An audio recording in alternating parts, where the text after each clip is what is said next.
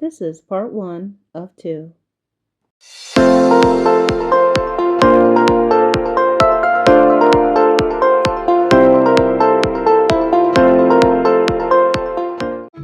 Hey guys, welcome to Big Sister. I hope you guys had a great weekend and I hope you're having a wonderful top of your week.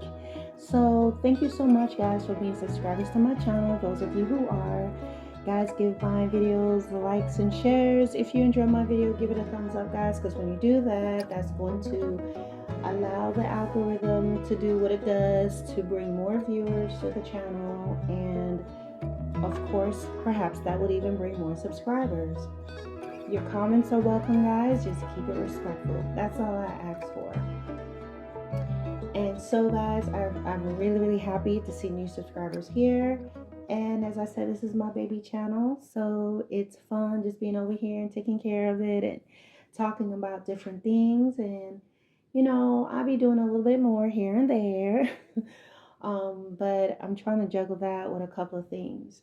And guys, if you're not aware, those of you who are not aware, I have written a book. It's called Dear Bully. It's Me from the Grave. And it is on Amazon. It is under my pen name my pen name is Cordelia Roman. So if you go on Amazon, you can get it either on Kindle or you can get the actual book. And it is a book about bullying. That is something I'm very passionate about. I hate to see it. I hate to hear about it. So it's called Dear Bully, It's Me from the Grave. So go ahead, guys, and check it out.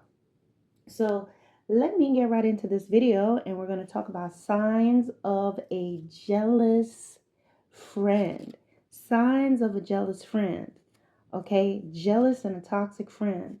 We hear these words all the time, toxic and all these things, and sometimes it's thrown out so often and people just say it, but we want to make sure that it is actually fitting what we're talking about.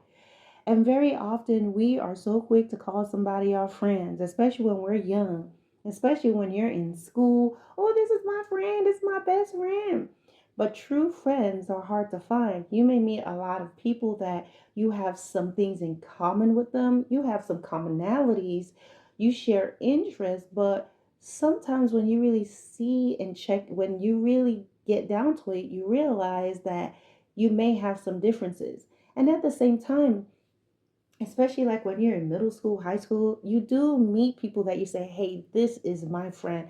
I honestly think that's normally where we meet our closest friends, somewhere in elementary school, middle school, high school, because normally, unless one of us move, we're going to the same schools and we grew up together. So I know that I have like childhood friends that I still know today from middle school and all of that. There may be some differences in how we think, because I even have a childhood friend where, yes, we're close, but then as we got older, I started realizing certain things with a person that I was like, I never noticed that before, but we're still friends. I still know someone. I have a friend that I've known from I was in junior high. I guess that will be middle school through high school.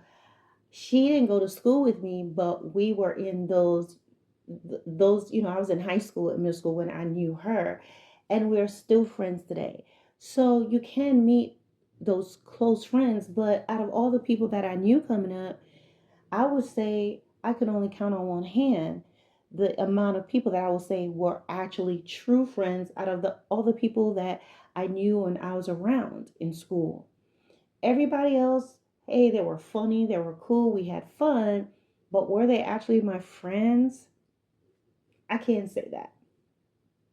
So, we're going to talk about toxicity and jealous friends, and I wanted to make a few things. I did write some notes because I think it's really important that I point out these things, and then you can also just leave in the comments anything that you think I left out or your experiences. Okay? So, signs of the jealous and toxic friend. All right, so let's look at the definition of toxic. And what I got was toxic. Toxic is poisonous.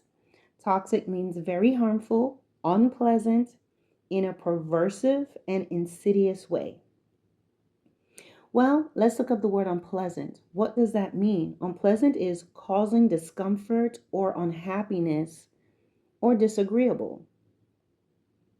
What does pervasive mean? I'm sorry. Pervasive means an unwelcome influence or physical effect spreading throughout an area or group. Insidious is to proceed in a gradual or subtle way, but with harmful effects. Do you see how we can tie this into what a toxic or jealous friend will be like? Toxic means poisonous, they're unpleasant, they can be very harmful, but the way that they're harmful is in, excuse me, a perversive or insidious way. Okay? In perversive is unwelcome, it's an unwelcome influence or an physical effect that can spread throughout a group or in an area. Insidious is something that is done in a gradual, that means a slow buildup or in a subtle way, but it has harmful effects. And an example that they gave was like an example, an STD can be insidious and sometimes without symptoms.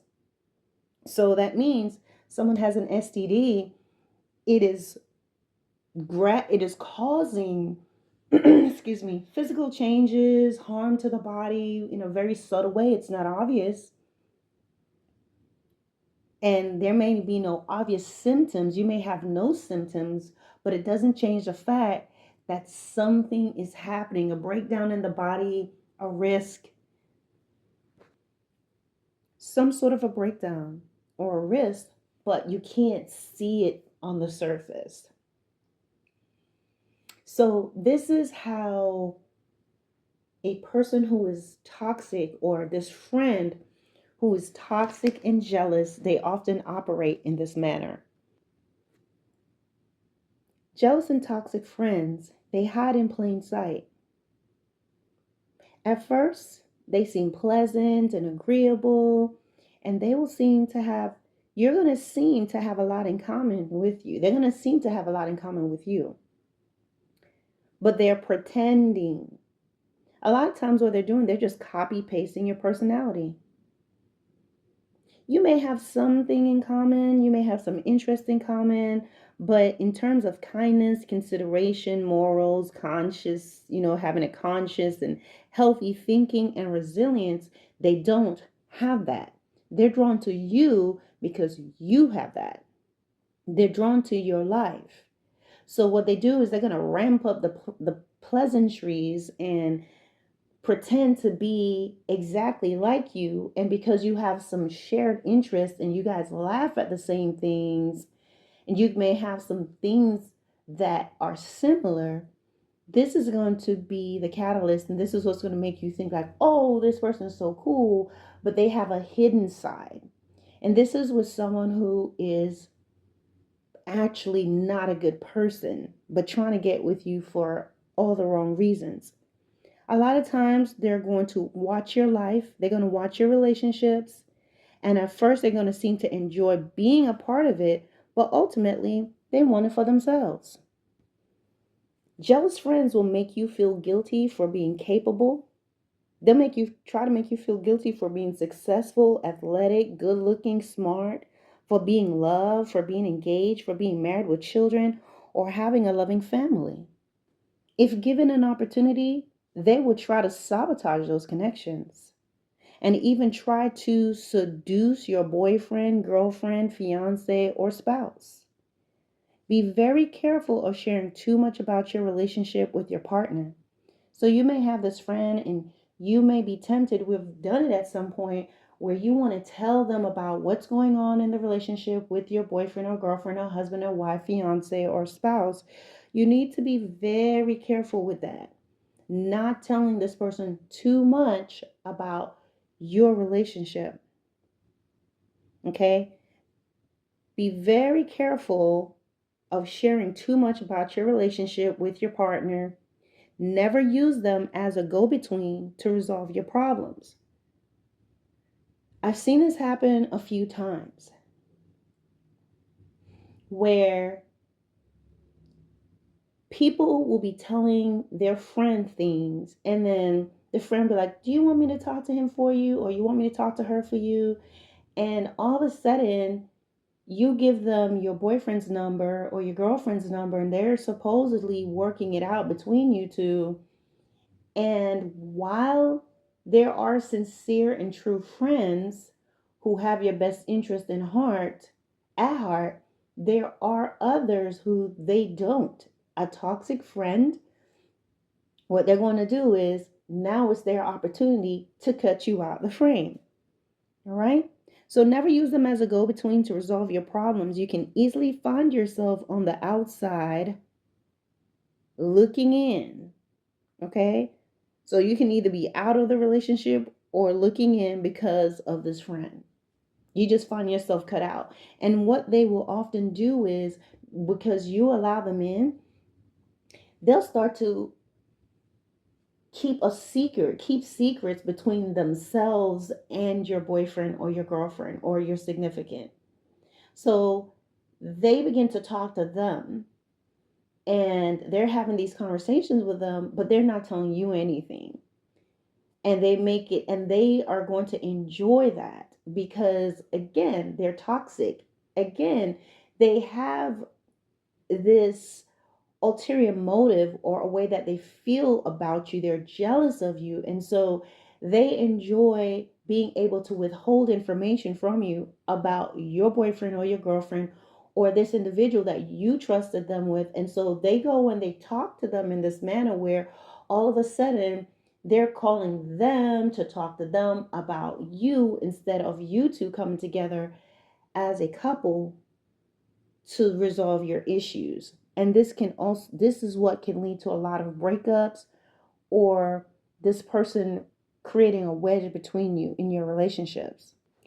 A jealous and a toxic friend will take opportunities to embarrass and insult you in front of other people at major events. They're going to do it in public or at major events. Do not overlook that, because they're going to claim to be playing or joking and make you and tell you that you're being too sensitive. But take that very seriously. Take that very seriously. Beware of the friend that switches up on you when around others. So when they're with you, everything is fine. But then let's say you guys go out to eat, or when you guys are sitting together at a cafeteria at school, when you're at a major event, you notice that the person who is allegedly your friend switches up, and they're saying things to make fun of you or to make you feel bad, embarrass you. You just notice that they take on a different persona where they're very sarcastic, and you are the butt of the jokes. And then after it's all said and done, they try to make you feel as if, you're just taking things too far. No, you're not. Pay attention to that. With jealous and toxic friends, they're going to make friends with your enemies or people who dislike you. So you're going to notice that they have a tendency, when you have a friend who has a tendency to get close to people who hurt you, people who dislike you, and they can tell you everything that was said, that is a big red flag. Because you have to ask yourself the question, or you ask them, well, how are they so comfortable talking to you? What did you say when they were saying all of that? Because if someone is genuinely your friend and they're standing up for you, there's no way that anybody's going to be able to stand up there and talk about you and get that far, to be able to talk about you for so long, and your friend is just standing there listening and then bringing you back everything that was said about you. They're doing that to hurt you. And the reason why the people who dislike you, or the people who are against you, feels comfortable talking to your quote unquote friend is because they have something in common. They have your hurt in common. They want that. But this friend is worse than them, because at least these people are showing you their position. But imagine someone who's claiming to be your friend being right there and pretending to be an ally. Okay? All right. So, one of the signs of a toxic and a jealous friend is that he or she's facial expression changes to irritation or disappointment or annoyance when you're dressed up. This may happen a lot more with females, but it can happen with men too. So when you're dressed up and you look nice or whatever the case is, you show up. And sometimes, maybe for guys, maybe it's just when you show up. This can happen with females too. Start to pay attention. The person may be smiling and all of that and happy, but as soon as you walk into the room, as soon as they see what you look like, their facial expression changes. The smile goes down. They get irritated. They seem disappointed. They're annoyed. They get quiet. They don't really want to talk. They get moody when you're dressed up. You don't even know that's why. But if you begin to pay attention, you look nice, there's something going on. It could be you, because you honestly, you're not thinking about things like that. But it could be your nails were done, you look nice, you just look pretty, you're beautiful, you got your hair cut, you got some nice clothes on.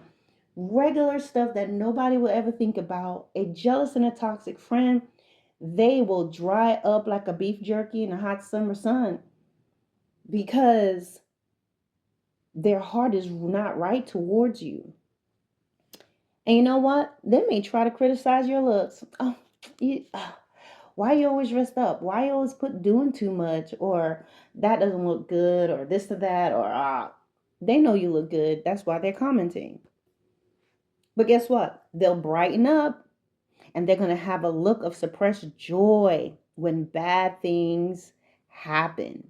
When you experience, letdowns or breakups, or let's say you lost the game, you didn't make the team, you weren't accepted in the college of your choice, just anything that's bad news for you, oh, they're going to be happy. You're going to see this look like they're trying not to show it, but it is like suppressed, and they're going to call you. Now, these are the times when you're on your high and you are being celebrated and things are going good for you. They're not going to call you. They'll be quiet. As a matter of fact, when you call them and you're talking to them and you tell them what's going on and you're excited, they'll be kind of quiet. They'll act like, oh, they're busy. They have to call you back, or they'll tell you their sad story in place of to rain on your parade.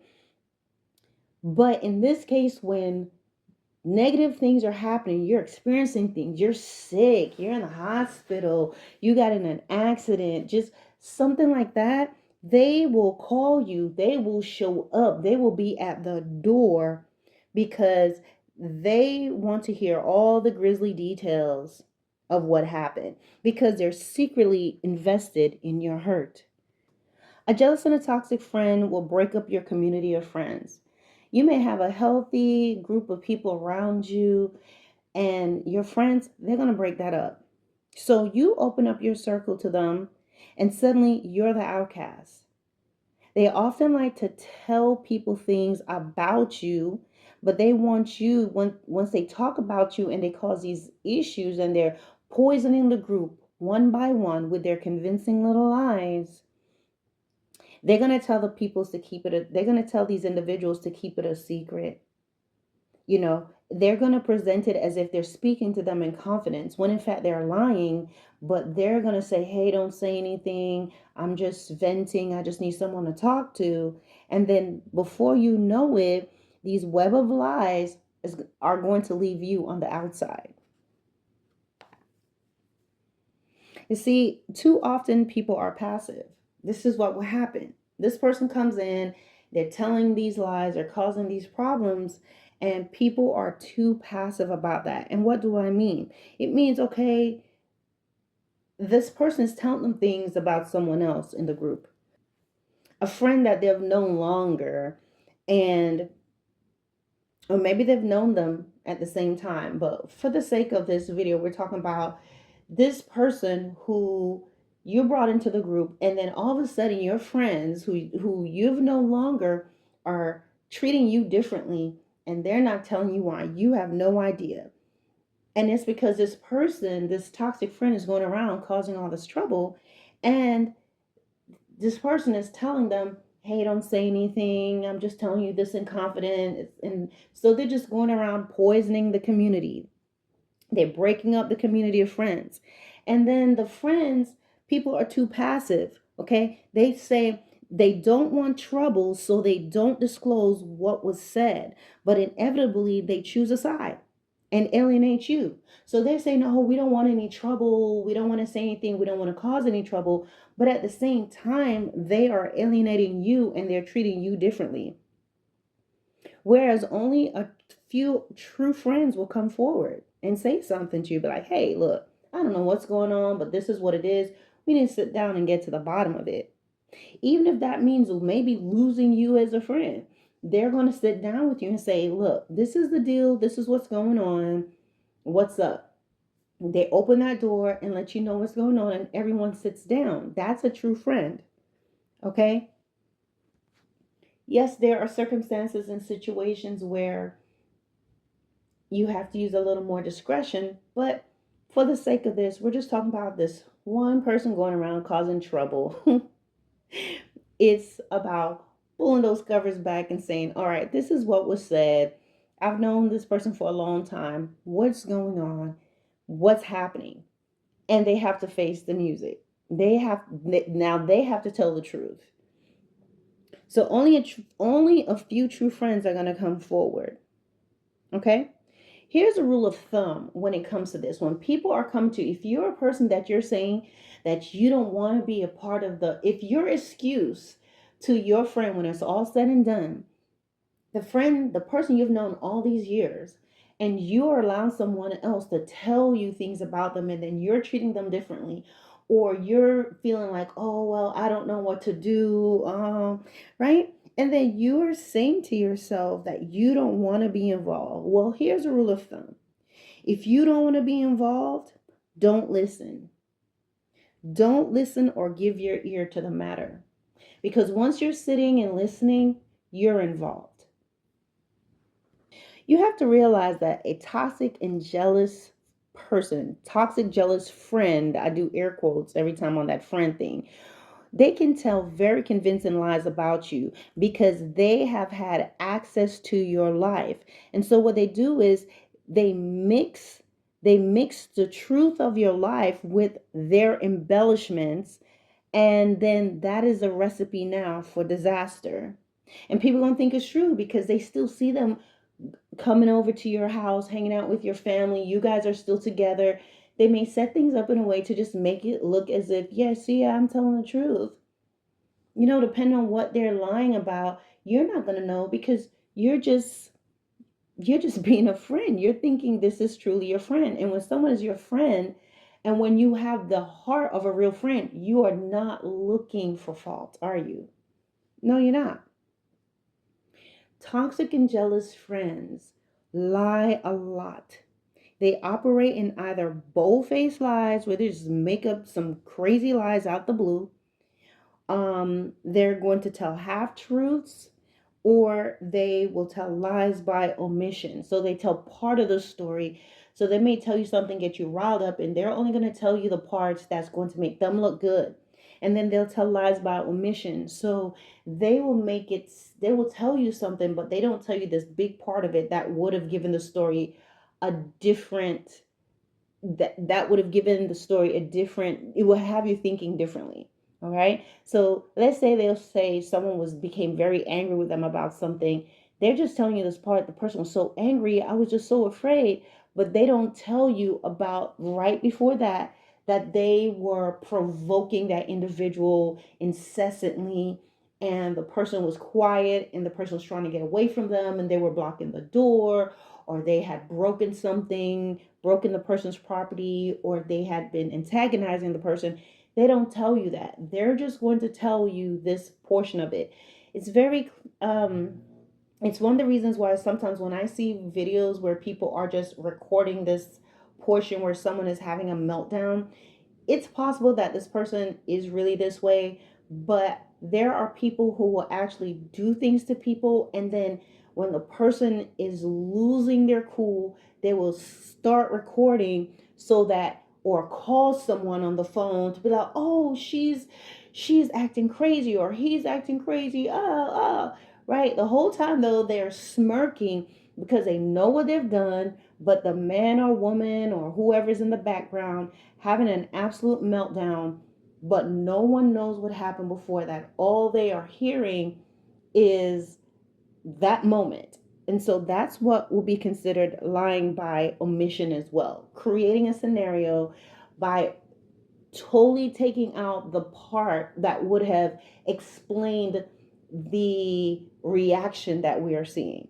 This concludes part 1 of 2. Part 2 will be in the description below.